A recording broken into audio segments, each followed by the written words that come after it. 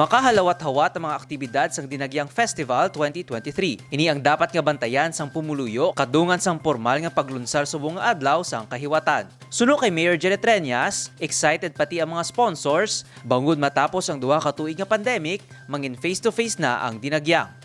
Ang Dinagyang ta face-to-face na, no? Atuban ko to gali sa SM pag-present sang Dinagyang sang IFI, no, sang proposal para mangayo sang sponsorship. Atuman to si Mr. Lyson, si Gab, si Eric de Managracia, si Albert Manyares. I think they made a very good presentation. Hopefully, they will get it.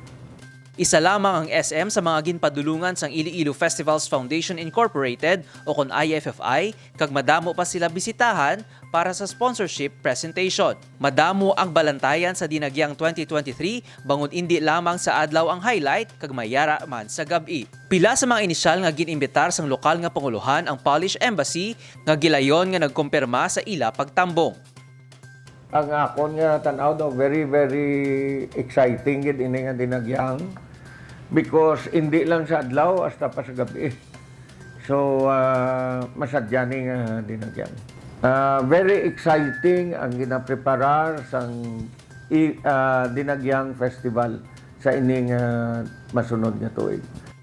Ang Dinagyang Festival 2023 ang may tema nga pagpasalamat kay Senyor Santo Niño bangod sang iya padayon nga paghatag sang bulig sa mga Ilonggo ilabi na sa panahon sang pandemya.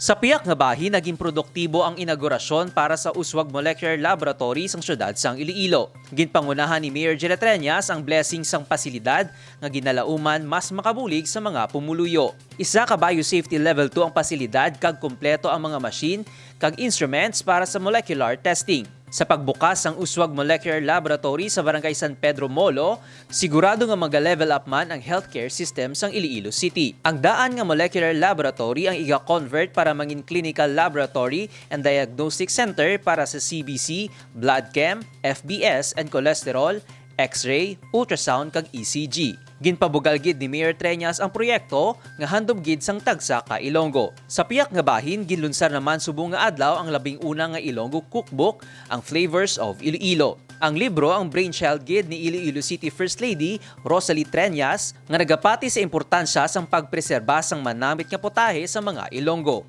May 200 pages ang libro kag bida ang mga heritage cuisine, heirloom recipe kag masami handa sa lamesa sa mga Ilonggo ilabi na kumayara sang okasyon. Tanan ini ang natigayon sa bulig ni Chef Tibong Hardilesa nga isa ka advocate sang Ilonggo Heritage Cuisine. Palaagyan man ang Iloilo Cookbook para ma-promote bilang destinasyon sa mga manamit nga pagkaon nga sigurado ma-enjoy sa mga bisita. Mahimo mabakal ang libro sa opisina sang Iloilo Festival Foundation Incorporated sa Care Building.